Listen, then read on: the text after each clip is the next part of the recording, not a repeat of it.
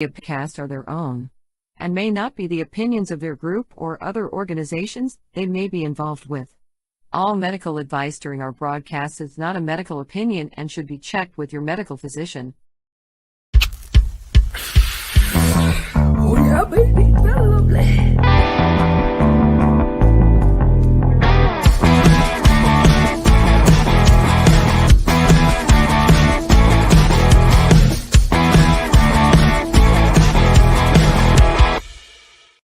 Good morning, it's March the 25th, and welcome to Psychedelics and Cannabis Educational News here at PACEradio.net and CBGtv.com. Good morning, Green Irene. How are you doing today? Good morning, Al. I've got one of those crispy voices from the event that we just attended. So we had a lot of talking over the weekend. I don't know. Sorry about the voice. Maybe it's not. I completely understand. I'm feeling the same as you. And Gail commented last night when I got home saying, "Boy, has your voice ever gone hoarse?" And yeah, a lot of time. Spent a lot of time talking to a lot of people at the CannExpo, at the Intercare Center throughout the weekend. Mm-hmm. So, busy time. That was for sure. It certainly was. So, alrighty, what do you say? Time to get on with the news? Absolutely. Let's go for it. All right. First story of the day. First headline from StratCan. Organogram receives final ruling from Health Canada. Jolts are inedible. Interesting. Organogram says it has received a final ruling from Health Canada, again concluding that its Edison Jolts lozenges are an edible, not an extract. The New Brunswick cannabis producer made the announcement near the end of the day on Friday, March 22nd. Organogram launched Edison Jolts in 2021 as the first of a wave of similar products to hit shelves in the following year. The products offer consumers more than 10 milligrams THC limit per package allowed under Health Canada's rules for edibles, arguing that they were classified as extracts and therefore not subject to the same THC limits. But early 2023, Health Canada began telling producers they could no longer sell these products. And in March of that year, several other companies confirmed with StratCan that they would also pause production, with Health Canada giving them until May the 31st, 2023 to cease selling and distributing those products. Organogram filed for judicial review of that decision in March of 2023, and in August, a judge approved Organogram's application. The review was related to the process Health Canada took to arrive at their decision. The case was then sent back to the regulator for the opportunity to respond. Organogram temporarily ceased selling Jolts for several months in 2023, but began selling them again in October following the approval of the application for review by a judge. Following that announcement, Organogram in November, Health Canada said it was in the redetermination process regarding its initial ruling on the Jolts. Health Canada has always maintained that it considers that any product intended to be consumed in the same manner as food is not an extract. The agency sent out a memo to license holders in December of 2023, again reiterating this point, noting that the classification of a cannabis product does not mean that the product is compliant with all regulations pertaining to that class of cannabis. License holders are responsible for making sure their cannabis products meet all the applicable requirements of the Cannabis Act and cannabis regulations. This new announcement from Organogram is the most recent evolution of the ongoing issue. The company says it has stopped the production of Jolts in their current format and is currently working with Health Canada on timing to sell through the remaining inventory to the provincial distributors. Now, we are disappointed with the outcome of Health Canada's further review of our Jolts products, says Bina Goldensberg, who's the CEO of Organogram. They say, our patent Jolts lozenge was launched over 2 years ago following significant research and development and was specifically designed to appeal to consumers looking to access regulated and tested ingestible products from the legal market that met their needs for potency and price. We are currently assessing our options to continue to meet the needs of consumers while retaining within the legal market. So, capsules or something that you ingest that No, they're can have. lozenge. So just like you would, a candy while at the expo, No, I know. you just suck Yeah, on that's what. it. The thing is, Yeah, they're proposing that it's a lot more like a concentrate, because by sucking on the lozenge, you are accessing the primary ventricle system to the heart. So the stuff does go immediately into the brain, unlike it, and it's something that you would chew up and eat that goes through the digestive system. So it really is that in between. It's a candy if you chomped it up and chewed it and swallowed it. But if you sat there and sucked on it, it acts as a tincture. So what is it? well, yeah. See, that's a capsule. They consider a capsule an extract. Capsule has the same milligrammage, and the difference is you're not sucking on it; you're just directly swallowing it. Right, but that's also being fought for the very same reason. Oh, I haven't heard that yet. Ingestibles. Yeah, yeah, I hadn't heard that one. Capsules should be ingestibles. So, all right, on to the next story we go. This one comes to us from the BBC. Question on the headline says, "What psychedelics legalization and decriminalization looks like around the world." interesting. Psychedelics see increased legalization and decriminalization globally as treatment usages expand. Research continues to progress on the potential mental and physical health benefits of psychedelics that are used in therapeutic contexts. Yet, psychedelic substances remain illegal around much of the globe, with notable exceptions. As of 2024, some psychedelics have been given a legal or decriminalization foothold in parts of Central Africa. Where else? As well as South Africa, Australia, the Bahamas, Brazil, British Virgin Islands, Canada, the Czech Republic, Costa Rica, Israel, Jamaica, Mexico, Nepal, the Netherlands, Panama, Peru, Portugal, Somalia, Spain, Switzerland, and the United States. Like, who would have thought you'd have a list that long? Already. Yeah, Wow. it is surprising. Yeah, it is. There's probably just as many or more that are legal on the psychedelics, and then when it comes to the cannabis end of things too. Yeah. All right, I'm gonna let you take over. I'm gonna go deal with the dog. Okay.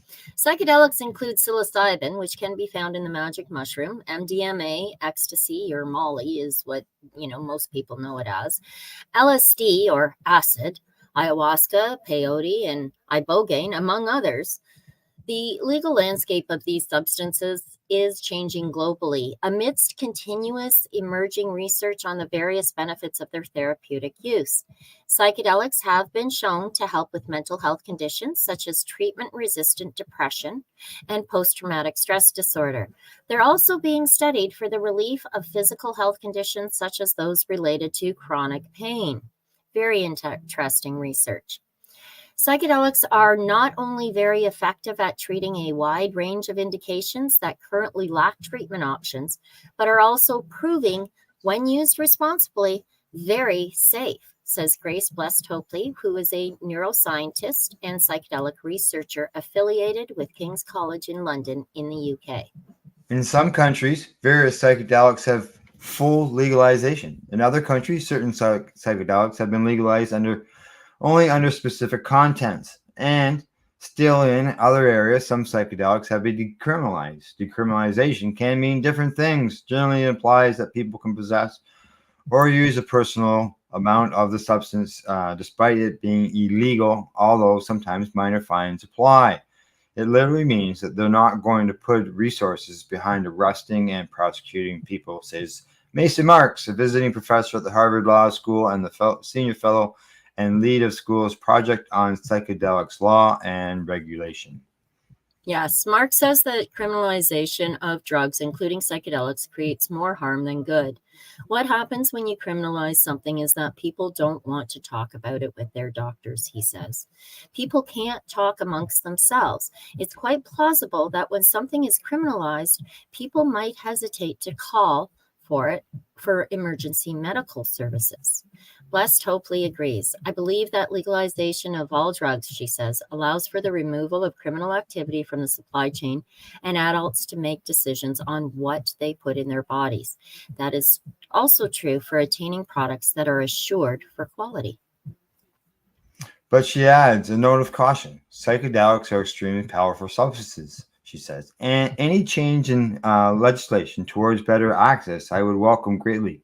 However, it must come with education around psychedelics in their totality, not just the positives, but also the risks, the effects, and the enormity of impact that using large doses of substance can have accurately and long term.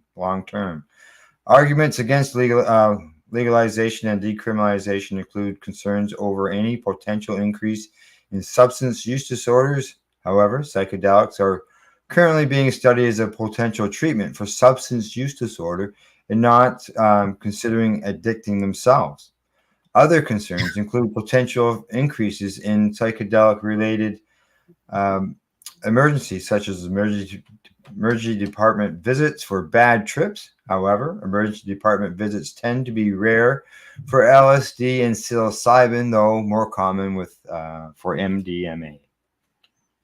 Yes. Now, a closer look at the status of psychedelics around the globe, including the ever-changing landscapes of legalization, decriminalization, and drug review agency approvals. Are psychedelics legal in the United Kingdom? These substances are still very much controlled in the UK, says Blessed Hopely, who is the founder of Hystelica, a UK-based community of researchers aimed at investigating psychedelics and their effects on female biology. Psychedelics, like LSD and psilocybin, are both still Schedule 1, defined as having no therapeutic benefit and requiring a license from the Home Office, basically the government, plus considerable security and cost implications to conduct research, she says. Advocacy groups are pushing for change in the UK. There have been movements within government lobbying groups to allow access to psilocybin for therapeutic relief in end-of-life cancer patients and military veterans, Blessed Hopely adds.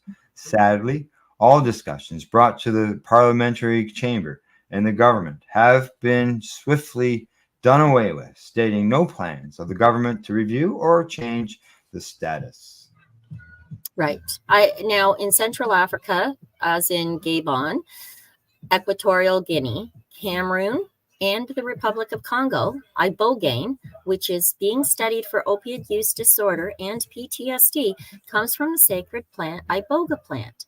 It is native to Central Africa, where it is used by the indigenous communities for ceremonial purposes in Gabon, Equatorial Guinea, Cameroon, and the Republic of Congo.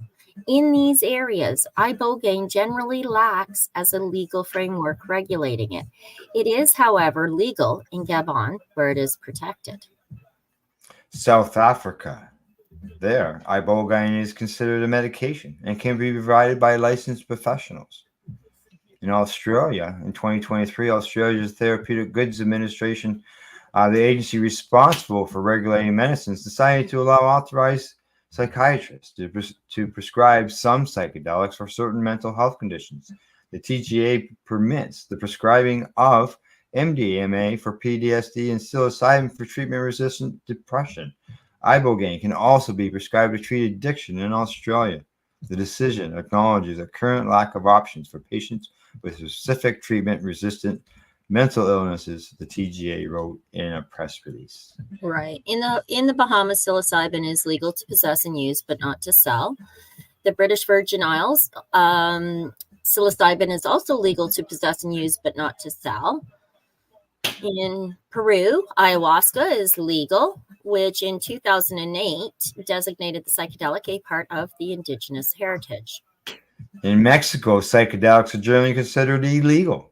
However, there is an exception that can be made.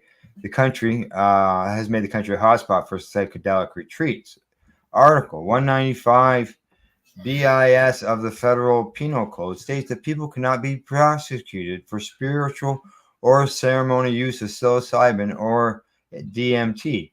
The latter is secreted by a gland or secreted by a gland in a toad and is found in some plants. Ibogaine is unregulated in Mexico, making the country a place where people Seek treatment. Peyote is legal in Mexico only for indigenous ceremonies and traditions. Interesting.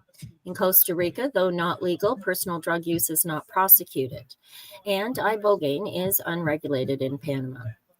Psychedelics in the European Union, however, classify psychedelics as Schedule 1, meaning they are highly controlled and illegal except for scientific or limited medical purposes.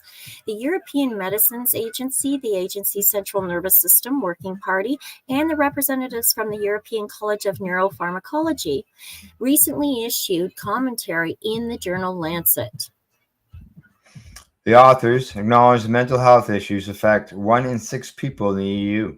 There is need for effective, safe new treatments for mental disorders, the commentary says, and in the past decade there has been a renewed interest worldwide in psychedelics as potential treatments for various mental health conditions. In the Czech Republic, despite the illegality of psychedelics across the EU, some countries within Europe have moved to either legalize or decriminalize certain substances. The Czech Republic, for example, decriminalized personal possession of small amounts of psilocybin, MDMA, LSD, and peyote. Right. Now in the Netherlands, psilocybin truffles are legal, though other forms of the compound are not. And ibogaine is unregulated in the country. Other psychedelics still remain illegal. In Germany, ibogaine is unregulated except for pharmaceutical rules under the German Medicinal Products Act. The country does have several ibogaine treatment centers. In Portugal, at the start of the 21st century, decriminalized personal possession and use of all drugs. Spain has also decriminalized drug use. Yeah, and a lot of people look at the Portugal example as a way to do things. Switzerland has decriminalized substance use in general. Psychedelics LSD was accidentally synthesized in the country by the chemist Albert Hofmann. Switzerland now allows for restricted, compassionate use in medical contexts of LSD and some other psychedelics. The Federal Office of Public Health must grant permits for such use. The agency says roughly 70 physicians have permits. Yeah. So what this means that a small number of patients are treated with these substances each year while we await larger studies about safety and efficacy, says Abigail Calder, a psychedelic researcher and doctoral candidate at the University of Freiburg. Switzerland has had the exceptional use program in place off and on since the 80s, Calder adds, and the most recent law has been in effect since 2014. This makes them the first country in the modern era to have legal psychedelic therapy, albeit only on official request, she says. I doubt there are any plans to legalize psychedelic therapy more broadly until there is much more research on the safety and efficacy. Israel, in 2019, approved a compassionate use program for the therapeutic use of MDMA in people with PTSD and for several other patients. And Jamaica is a popular place for psychedelic tourism, thanks to its lack of a law surrounding psilocybin. Magic mushrooms have never been illegal in the country. In Nepal, psychedelics such as psilocybin are not explicitly mentioned in the country's Narcotic Drugs Control Act of 2033. The UC Berkeley Center for Psychedelic Sciences reports that psilocybin is legal in the country. Here in Canada and the U.S., things have been slowly expanding access to psychedelic substances. In Canada, most psychedelics are illegal based on their classifications under the Controlled Drugs and Substances Act, with few exceptions. The psychedelic compound DMT is legal for personal use and possession in Canada. So that 5-MeO is very important because that makes the DMT plant-based. Okay, does it? Okay. Yeah, I didn't know. I'm trying to shorten it all. Yeah, DMT is available in a multitude of different ways. Yeah. And one is plant-based. So the 5-MeO DMT is an important classification. Yeah, especially when people look at it as like myself. I'm always thinking something to do with toad. So it's good to know, plant-based. So, and they say, although mescaline is listed as a Schedule 3 controlled substance, peyote is not. Mescaline is extracted from peyote. In 2022, Health Canada, the government's department responsible for health policy, added a special amendment to its special access program called SAP. The amendment allows physicians to request access to psilocybin, MDMA, DMT, LSD, and other psychedelics.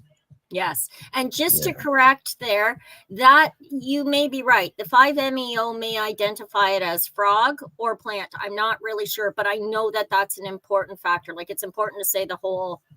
Because I see down, because down below what type of DMT it is, right? Yeah, because you can see in the list at the end of that sentence, it just lists DMT. It doesn't say 5-MeO. Correct. Yes. I mean, this is, the more I learn there is to learn. Right.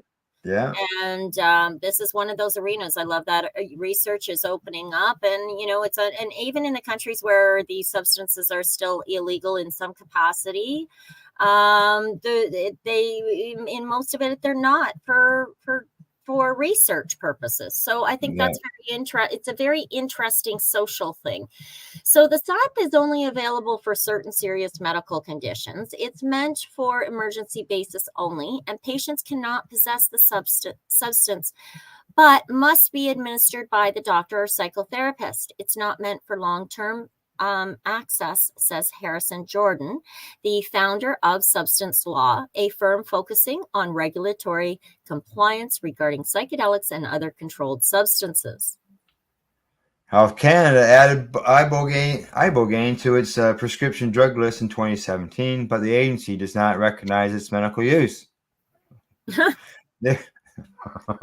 Therefore, SAP requests are unlikely to be granted. And there's lots of people that can say, yep, they haven't been granted, because there's been lots of people who've been applied and have been turned down, and you hear about it in the news every once in a while. So the Canadian province of British Columbia has decriminalized small amounts of illicit drugs, and Alberta in early 2023 implemented a framework for regulating and licensing some healthcare providers to administer some psychedelics for mental health treatment. In the U.S., psychedelics are considered illegal under Controlled Substances Act. However, Native American ceremonial use of peyote is protected under federal regulation and in at least 28 states. The Food and Drug Administration, FDA, however, granted breakthrough therapy designation for MDMA for PTSD in 2017. In 2018, the agency first granted the same designation for psilocybin for treatment-resistant depression. These designations helped allow psychedelic research to progress. In 2024, the FDA is considering MDMA for therapeutic use in conjunction with psychological intervention in people with PTSD. Now the agency has accepted an application from Lykos Therapeutics. In addition to small changes to the federal level, some states and cities have moved to legalize psychedelics for medical purposes or decriminalize them for personal use. Yeah. Now, the state of Oregon, they decriminalized most drugs in 2020 via Measure 110. However, the governor is set to sign a bill to recriminalize. Republican opposition to Measure 110 grew after a spike in a fatal opiate overdose. Research published in 2023 found that Measure 110 was not associated with the increase in the short term, but longer term research is needed. A group of business and political leaders in the state called for a ballot measure to repeal or alter the law, and many Democrats who were once in favor of Measure 110 changed their position. Opponents of recriminalization note that Measure 110 was supposed to direct cannabis tax revenue towards addiction services. However, the pandemic hindered the process. If the governor signs a new bill, the state's legislation of psilocybin, or legalization of psilocybin use at licensed psilocybin service centers will remain in effect. Interesting. Now, There you go.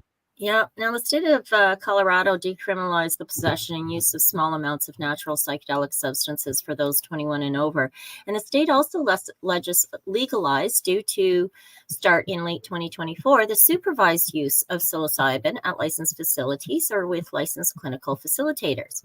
In 2026, the state may start legalizing additional plant-based psychedelic substances such as the DMT, ibogaine, or mescaline in the same context. Now, that being said, Al, when it's just DMT like this, I think that might be the version that is processed, and the 5-MeO might be the natural from, or the DMT by itself may be the plant-based DMT, and then the other one is 5-MeO is from the frogs.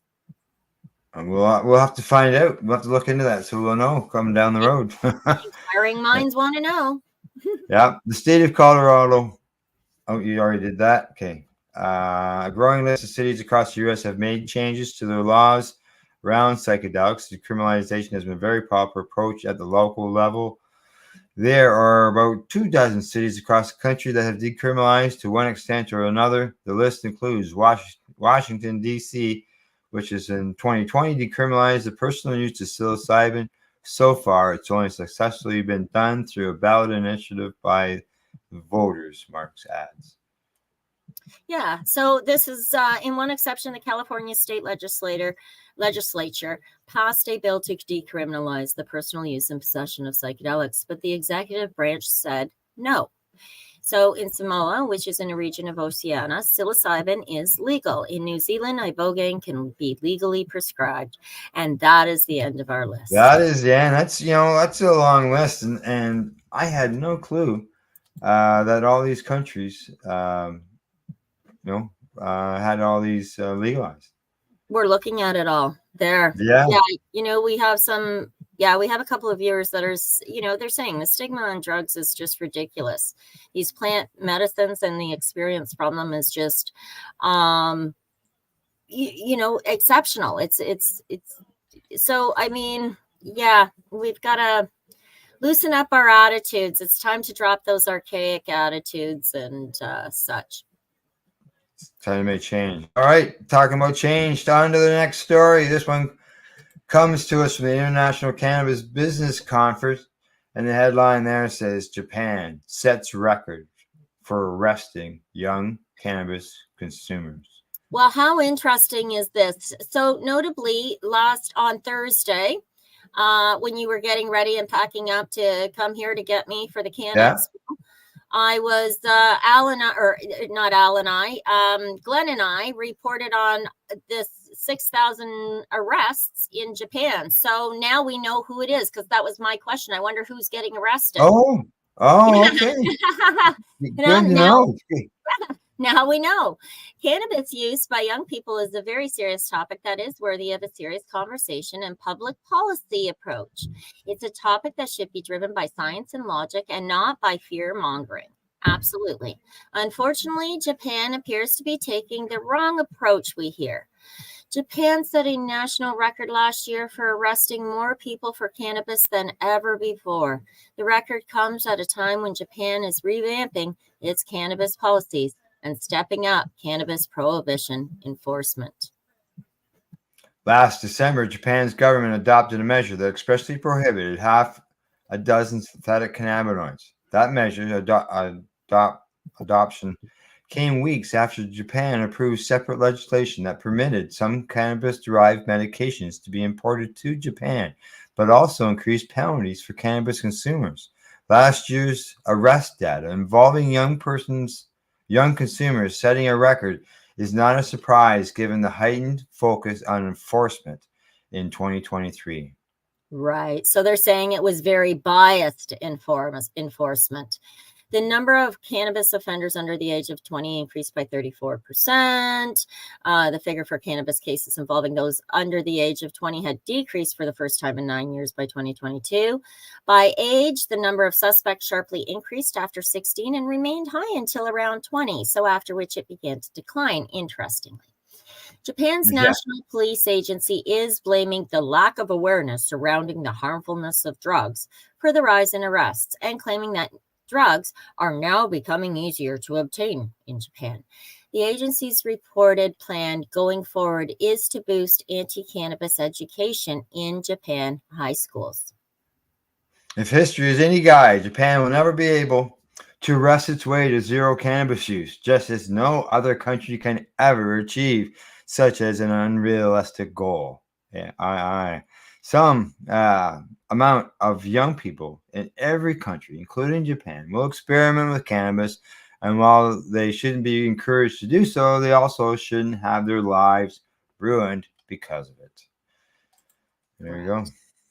Correct. Now, I don't know what the population is in Japan, but 1,222 is a rather convenient number, maybe. Or maybe that was really hard to get, but you just had to just keep going until you get at least over 1,000. Yeah. It's it seems very biased to me. Yeah. Agenda driven. Focus just needs to be on that age group. Yeah. Correct. And agenda driven, But I mean, it is not a country such as Canada where we have a very different set of rights and rules and regulations. Yeah. Exactly.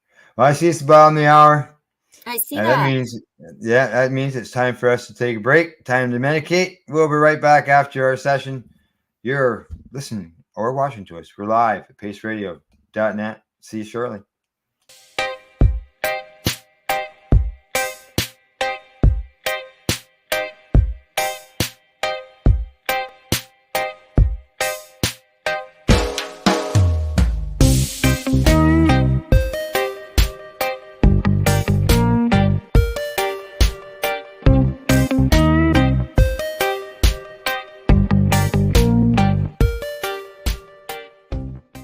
You're listening to the Pace Radio Network here at PACEradio.net.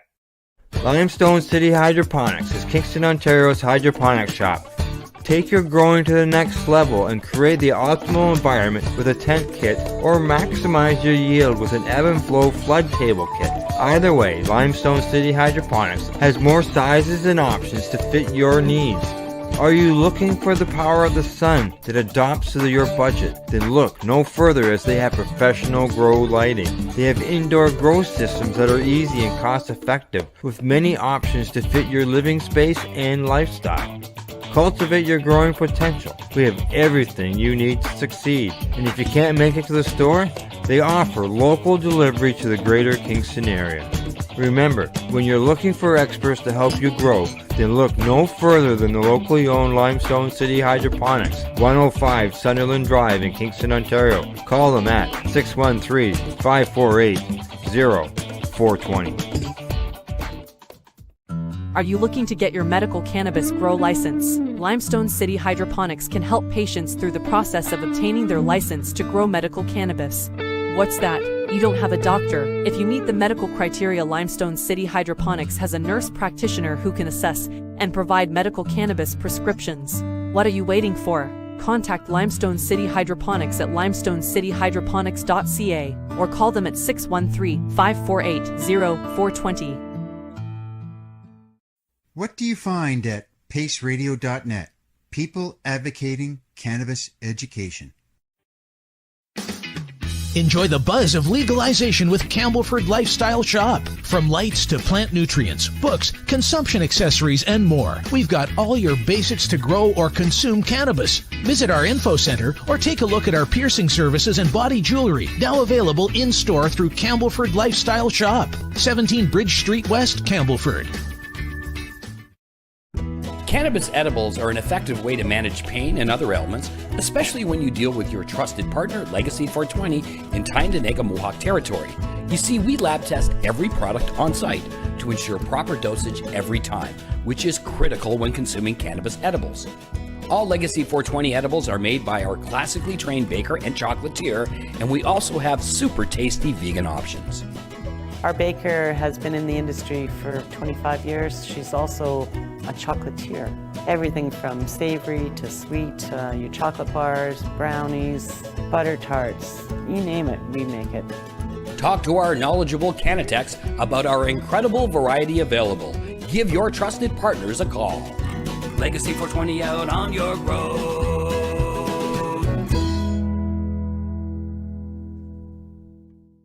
You're listening to the Pace Radio Network here at PACEradio.net. And you're watching Psychedelics and Cannabis Educational News.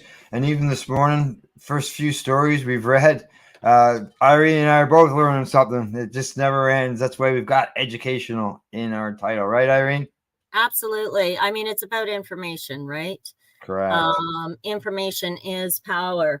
And yeah, absolutely. Right. I'm sorry. I'm still, I'm recovering from the weekend. So yeah, it's I sucked back a glass of water. I raced to get another half a glass of water. I've got, I did the honey, ginger, garlic, I got the cannabis. I don't know if you're familiar with the angel drops, the CBD drops, and there's a little bit of menthol to it. So it really does help when you have a scratchy throat. I usually use it at the start of winter because of colds and stuff. But so yeah, I'm getting everything natural in there right now. I'm dying. As soon as we're done our show today, the hot wrap is going back on around to the neck and to soothe things. So I got the turtleneck on. Oh, and do you like my new jewelry? I never wear these pieces. I always wear my, my calling card. But I got that at CannExpo. Just one visitor. She loved my jewelry. I loved hers. So we swapped jewelry. Somebody sent me a private message asking where it came from. That's why I'm sharing. So that's where you'll find more pieces like what I'm wearing today, Brenda. Okay. Sorry. I just wanted to let her know. All righty. On our next story. Headline comes from Stratcan. Says retail cannabis sales declined again in January after the holiday spike. Well, this is interesting. There goes the dog. They went there after I went to the store. I'm going to deal with the dog. You keep reading. I'll be right back. All righty. Retail cannabis sales in January of 2024 dropped to their lowest in nearly a year, according to new figures from Stats Canada. Cannabis sales reached a record high of about $589 million in August of 2023, followed by 3 months of decline to $500 in November, before jumping to about 562 in December. Then in January, retail cannabis sales dropped to $498 million, using seasonally adjusted numbers. Interesting. Retail sales historically decline during the Christmas shopping season, with cannabis being no different. I wouldn't suspect it would be any different because people are paying off their Christmas bills, right? Well, yeah, there's the Christmas debts. And I don't know about you, but I have been gifting cannabis people in my family for years now. I give them the 12 strains of Christmas. So I collect 12 strains and I put them in little Christmas balls for them. And I give them each a bud. So it's, the 12 strains of Christmas. And my family members love it. So I give away a lot of weed at Christmas. I use it in my baking. So, yeah, I mean, I think there may be a jump just before the holiday and then the slump after the holiday. But they're saying they adjusted for those statistics. Retail cannabis sales have increased on a year-over-year basis since legalization. Before the peak in sales in August of 2023, the high water mark for the previous year was $511 million in December of 2022, $414 million in December of 2021, and $318 million in December of 2020. While sales still show increases on an annual basis, the 3-month decline in retail cannabis sales in 2023 was the steepest overall decline since legalization. The decline comes at a time when both the cannabis industry and the broader Canadian economy face challenges with consumer spending in many sectors declining, including food and beverages and beer and wine. Wow. The number of retail stores across Canada also declined. As of March 2024, there were 3,690, which is up from 3,682 in January, cannabis stores in Canada, excluding provincial online stores. There's the list: 512 public and private stores in BC. Alberta's got 752. Saskatchewan 185. Manitoba 204. Look at Ontario. There's 1,778. Mm-hmm. Wow. What's with Quebec? They don't even have 100 stores yet. Well, they did. They've dropped from 104 stores down to 98 stores. So they closed up 6 of their government stores then. Yes. Yeah. Wow. Who would have thought?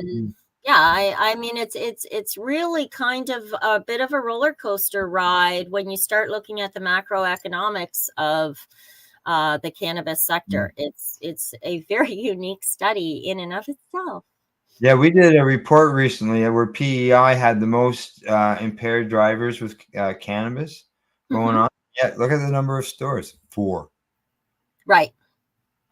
So again, it's agenda driven. Some of the, and I mean, people have to expect that when they're listening to anything or reading anything.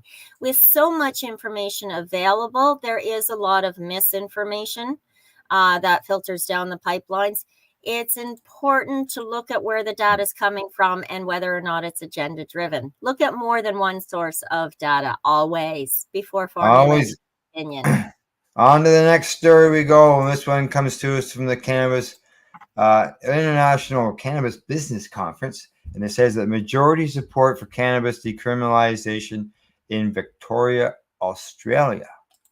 Yes. So a recent survey conducted in Victoria, which is a state in Southeast Australia, found that a majority of participants support modernizing the jurisdiction's cannabis policies to decriminalize personal cannabis possession and use. Currently, medical cannabis is permitted in Victoria in some instances, but recreational cannabis use is prohibited.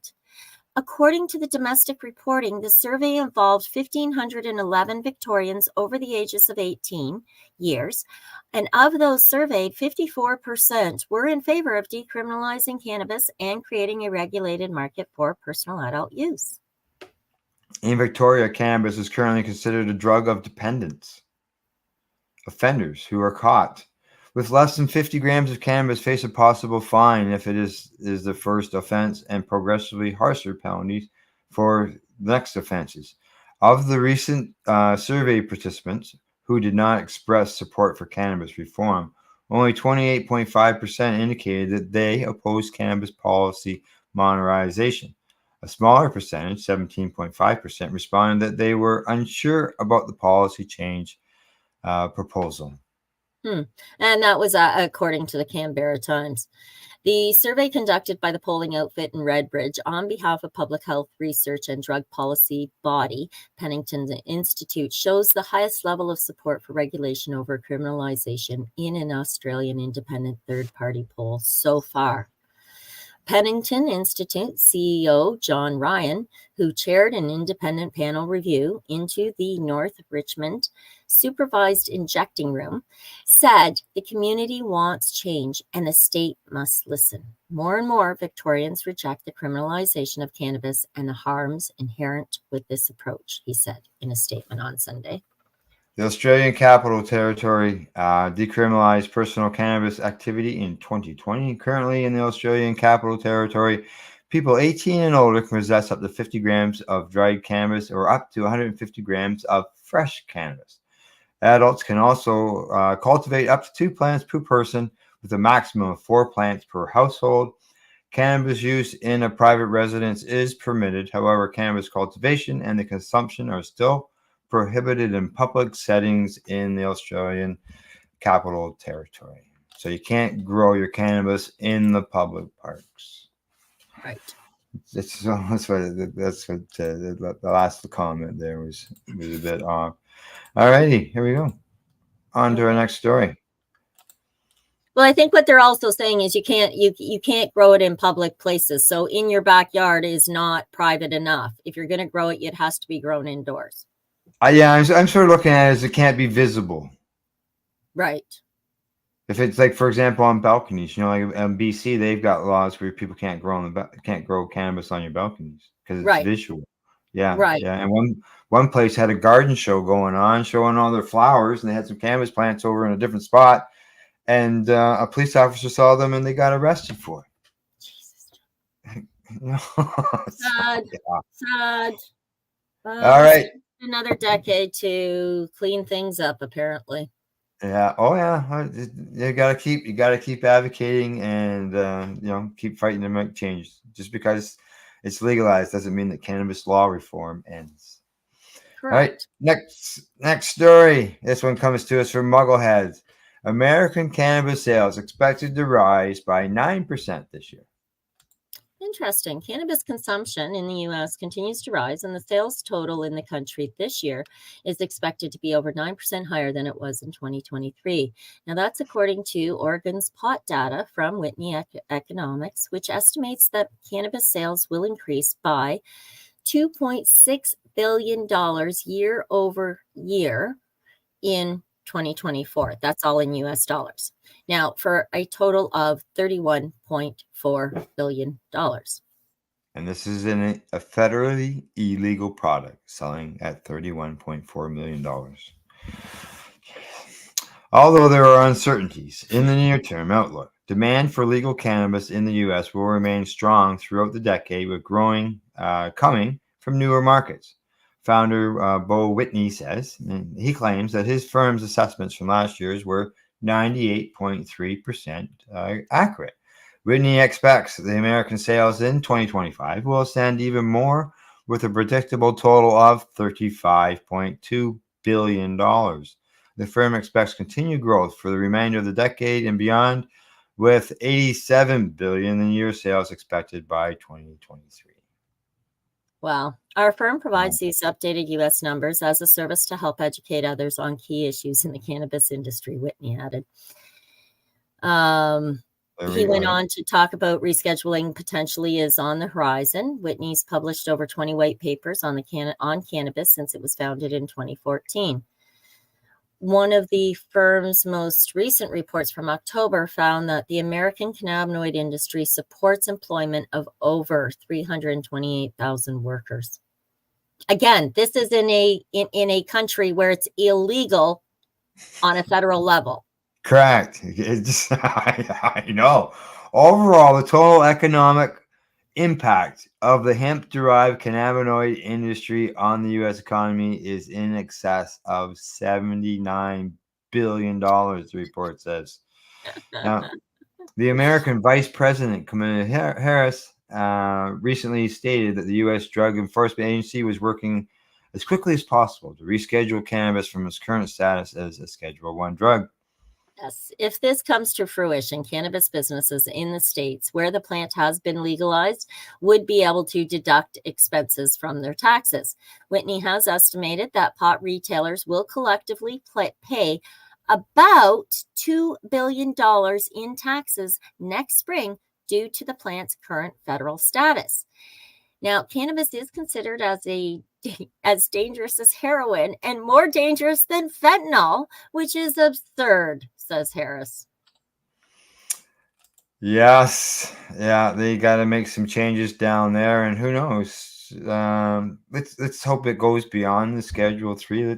Let's just legalize it. Like, it's just, I'd hate to live there because it's frustrating from Canada and watching what's going on down there and it not happening. It just doesn't make sense, especially with numbers like that, because that's a whole new income stream for the federal government, as we see here with our government, right? Exactly. So, yeah. All right. This next story I found very, very interesting. This is from the Daily Beast. Cops demand the right for cops to do psychedelic drugs. I've just never seen that before. Cops. I've seen cops with the end of the cannabis end of things, but just not on the psychedelic thing end of it all. But it only stands to reason that they would be. Yeah. I mean, they have a very high stress level job. Sure. So, Sarko Gregorian, a Massachusetts police lieutenant, is not your average cop. He's also a trained MDMA assisted therapist. His police chief even gave him permission to take a trip with the medicine, also known as ecstasy or Molly, during a clinical trial. It opened my heart and mind, he told the Daily Beast. For decades in the U.S., police officers have served as the frontline troops in a militarized war on drugs in which millions were jailed for non-violent offenses. But a small cadre of serving and former police officers in the U.S. and across the world are like Gergen, finding that when used responsibly and therapeutically, some of the drugs can ease distress and make them happier. On the sidelines of the United Nations Annual Commission on Narcotic Drugs in Vienna on Wednesday, Gergen sat beside three former senior policemen as part of the panel organized by Law Enforcement Action Partnership LEAP, titled "Why Police Need Access to Psychedelics Urgently."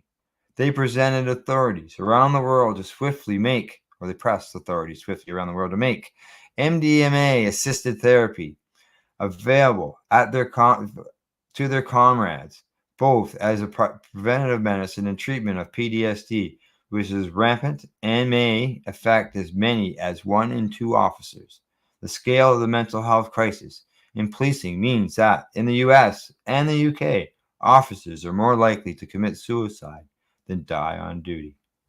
Yes, I was recently reading those studies and the research. It's just and in relation to using psychedelics, it's very and so let's carry on with the story. MDMA can push treatment-resistant PTSD into remission, says Gregorian, who had a postgraduate qualification in mental health counseling before joining the police force in 2010. Initially as a patrol officer and is speaking in a personal capacity. Why not create a wellness program for first responders with MDMA AT? Built in so that cops don't get to the point where they're blowing their own heads off with their own guns. The origin of Gregorian's training is a story for the ages. He attended a police chiefs conference in Florida in 2018 where the psychedelic healing advocate, Rick Doblin, the founder of Multidisciplinary Association for Psychedelic Studies, MAPS, presented clinical data on the effectiveness of the empathogenic stimulant. I was already a trained psychotherapist, and I asked him, how can I help with this? Well, Gregorian recalls he answered, become a psychedelic-assisted therapist, and then he gave me his card. Gregorian duly underwent MAPS, which is 100-hour training program, and made an appearance in the Netflix psychedelic series, How to Change Your Mind. Now, Gregorian, the psychedelic healing lieutenant, is perhaps the most high-profile advocate among serving police officers for psychedelic therapy. Already, he has held space for veterans and retired police undergoing ketamine trips, and he stands ready to facilitate MDMA sessions for his fellow officers if the Food and Drug Administration approves the therapy for the stress disorder in August, as expected.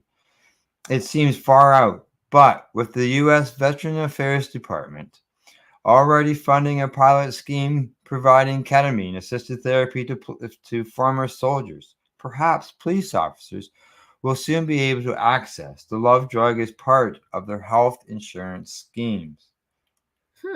Well, Gregorian even thinks psychedelic therapy can help to heal the crisis in policing, where accusations of racial bias and fatal shootings have led to the defunding of the police movement.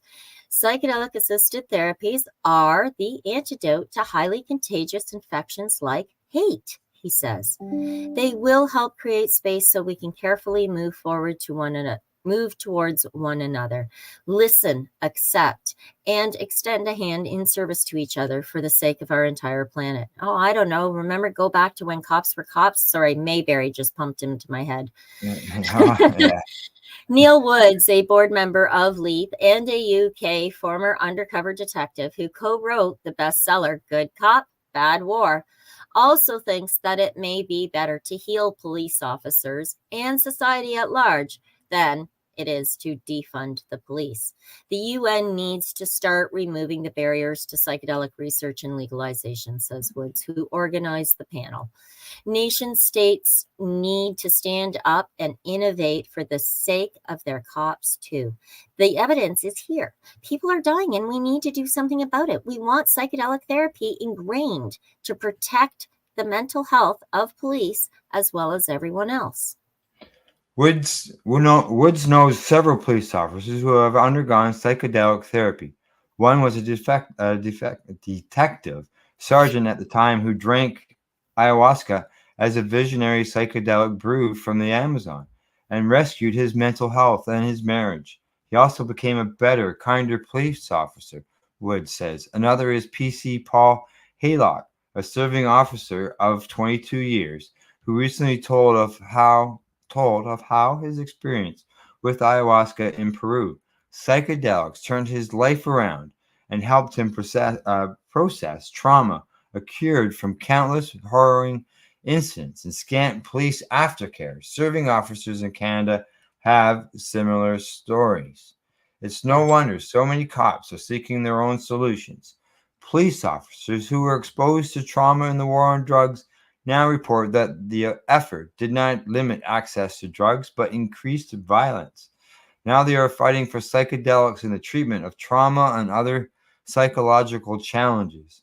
Aldred Knudsen, the head of Norway's Association for Human Drug Policies, who attended the panel. Yes. LEAP's mental health and policing campaign comes as the severe lack of psychological and emotional support in forces around the world is driving an unprecedented exodus, where record numbers across England and Wales and the US are quitting. Others, like Fabien Bilherian, who is a retired French detective, spent 8 years in the Paris Narcotics Brigade and was an ardent believer in the drug war when he began his policing career, have dawning realizations that they are part of the problem. He says this disillusionment, and the reaction to his attempts to raise awareness of the suffering resulting from the drug war led him to attempt suicide in 2020. I was a financial enforcer of the drug wars. Fanatical. Yeah. Fanatical. Yeah, my screen goes, I'm jumping all over the place here.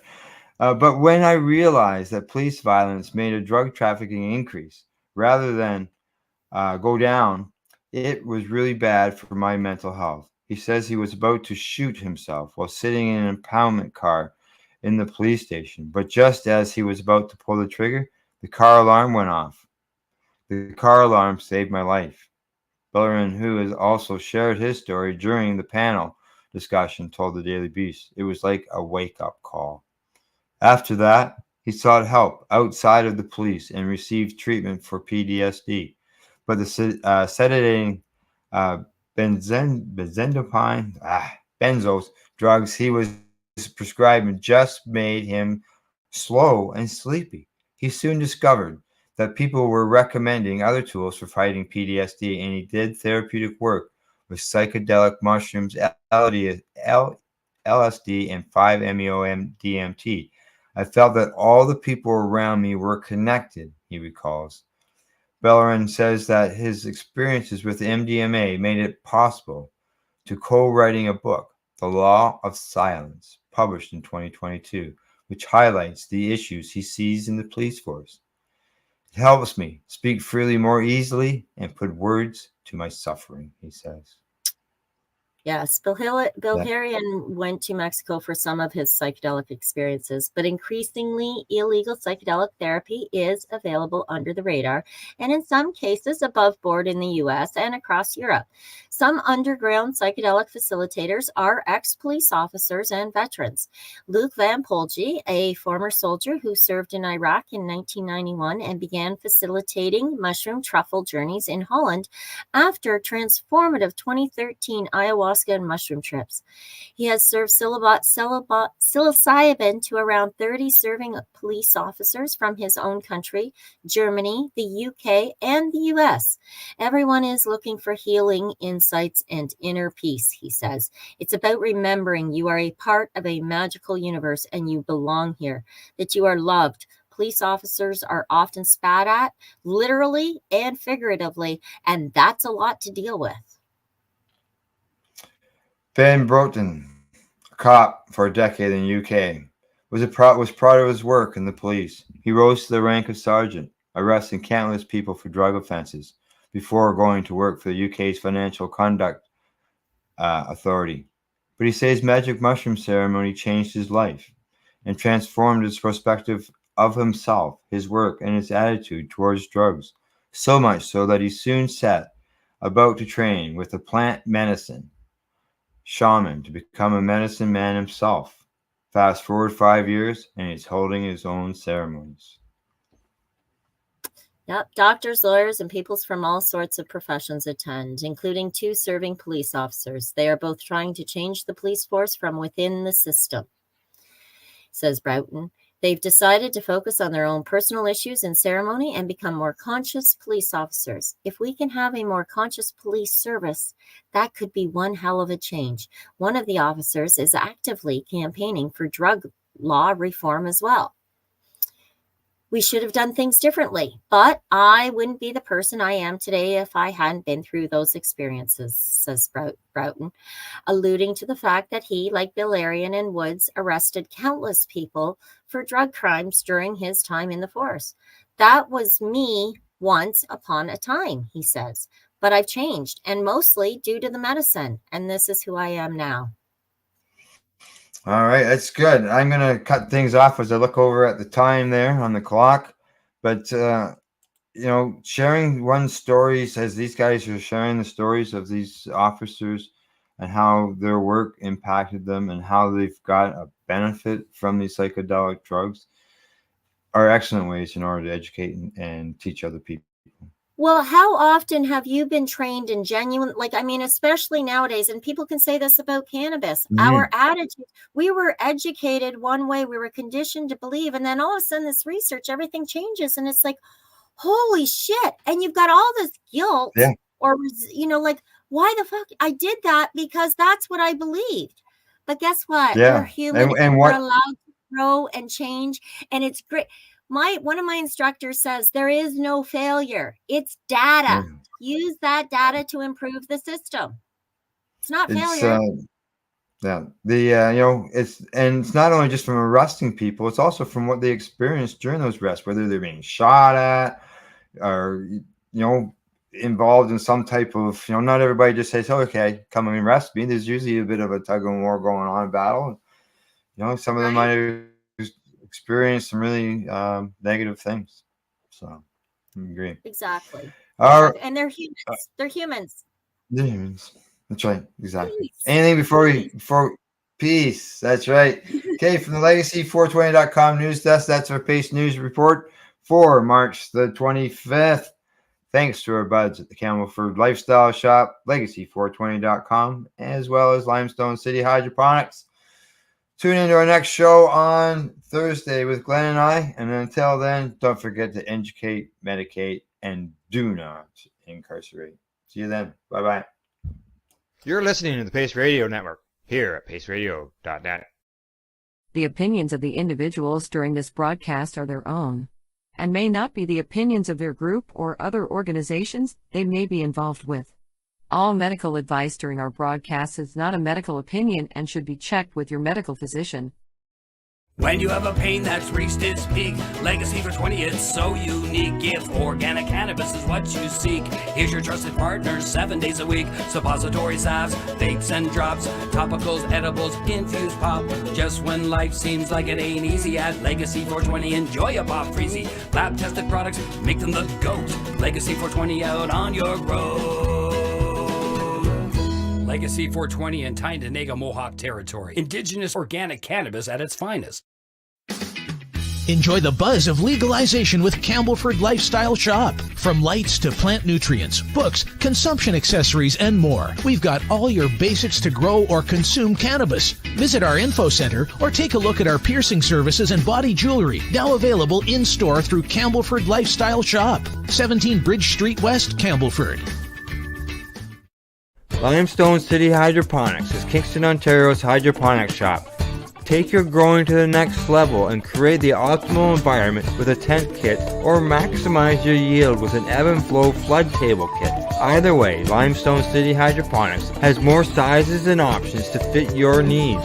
Are you looking for the power of the sun that adapts to your budget? Then look no further, as they have professional grow lighting. They have indoor grow systems that are easy and cost effective, with many options to fit your living space and lifestyle. Cultivate your growing potential. We have everything you need to succeed. And if you can't make it to the store, they offer local delivery to the greater Kingston area. Remember, when you're looking for experts to help you grow, then look no further than the locally owned Limestone City Hydroponics, 105 Sunderland Drive in Kingston, Ontario. Call them at 613-548-0420. We are people advocating cannabis education here at PACEradio.net.